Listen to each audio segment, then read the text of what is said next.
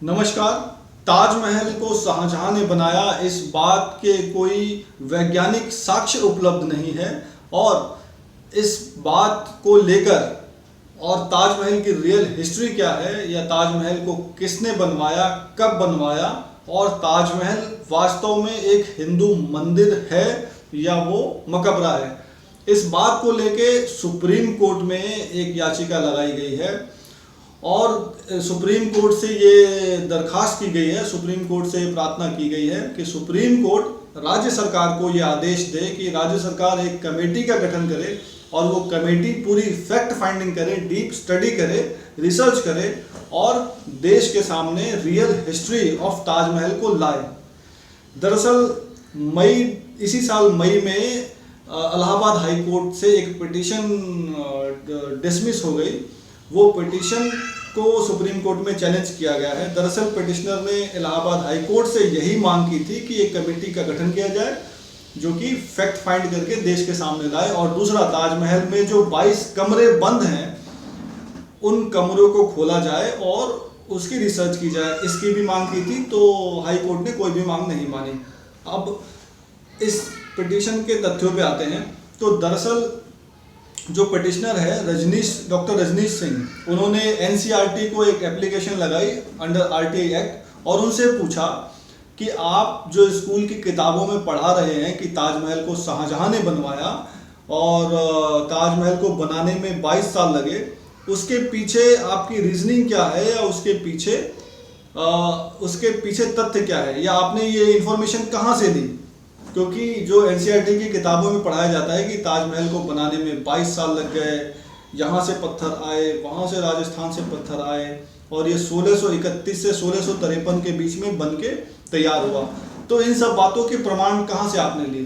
तो दरअसल एनसीईआरटी ने जवाब दिया कि उनके पास कोई प्राइमरी तथ्य, प्राइमरी फैक्ट्स अवेलेबल नहीं है, प्राइमरी प्रूफ अवेलेबल नहीं है।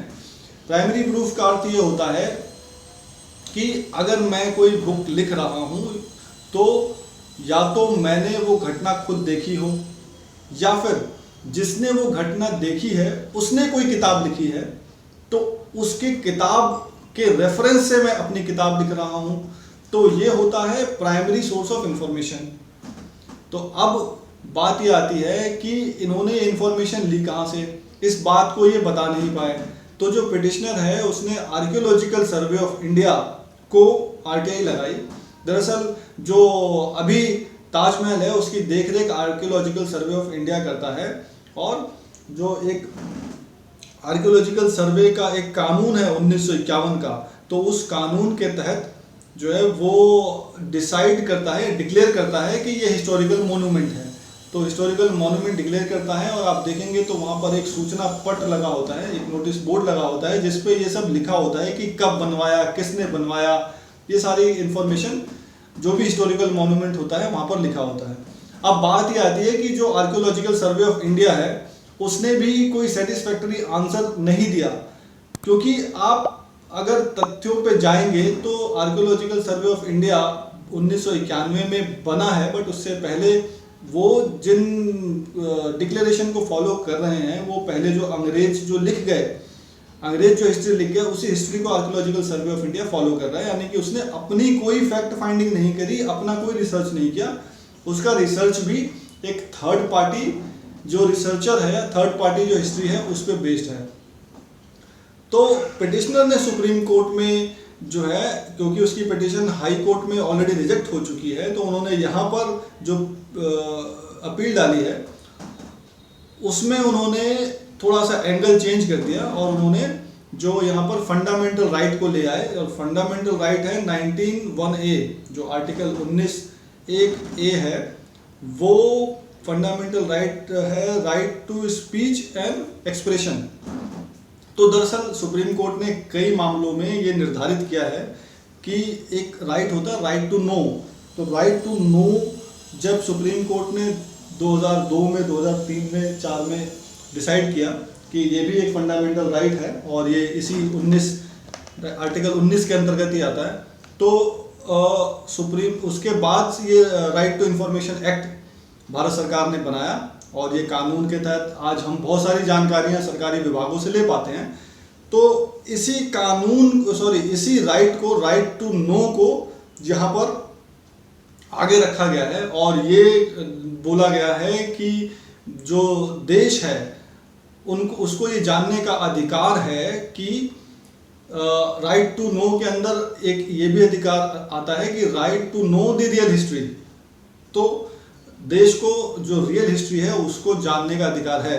और जो सबूत इसमें लगाए गए हैं, बहुत सारे किताबें अवेलेबल हैं, बहुत सारे राइटर्स की किताबें अवेलेबल हैं जिसमें ये बताया गया है कि 1212 ईस्वी में राजा परमार्दी देव ने ताजमहल को बनाया था। यानी उस समय ताजमहल तो नाम नहीं था, उस समय तेजो महल है इसको बोलते थे। और ये शिव मंदिर था, बहुत ही विशाल, जो ये क्योंकि ताजमहल है तो बहुत विशाल शिव मंदिर था। और उसके बाद ये राजा मान सिंह के पास चला गया जो जयपुर के राजा थे, और फिर ये प्रॉपर्टी राजा जय सिंह मैनेज कर रहे थे। और फिर जय सिंह से शाहजहां ने ये प्रॉपर्टी एक युद्ध में ले ली, या फिर जो भी इनका समझौता हुआ वो इन्होंने जय सिंह ने उससे ले ली। और उसके बाद उसमें उन्होंने अपनी वाइफ का कब्र बना दी उन्होंने।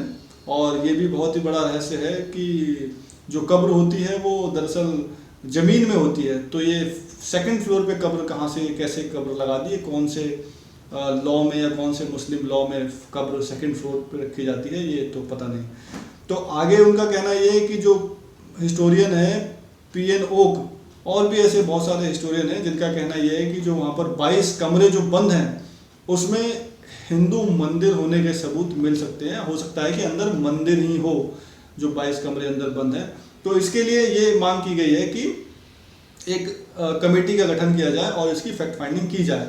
और अगर सुप्रीम कोर्ट इस बात को सीरियसली ले लेती है, और सीरियसली ले लेती है का मतलब ये है, अगर सुप्रीम कोर्ट ने ये डिसाइड कर लिया और इस फेवर में आ गई कि ये एक राइट टू नो का अधिकार है और इसमें लोगों को ये जानने का हक है कि what is the real history of Taj Mahal, तो इसके लिए फैक्ट फाइंडिंग कमेटी बनाई जा सकती है, सुप्रीम कोर्ट ऑर्डर दे सकता है।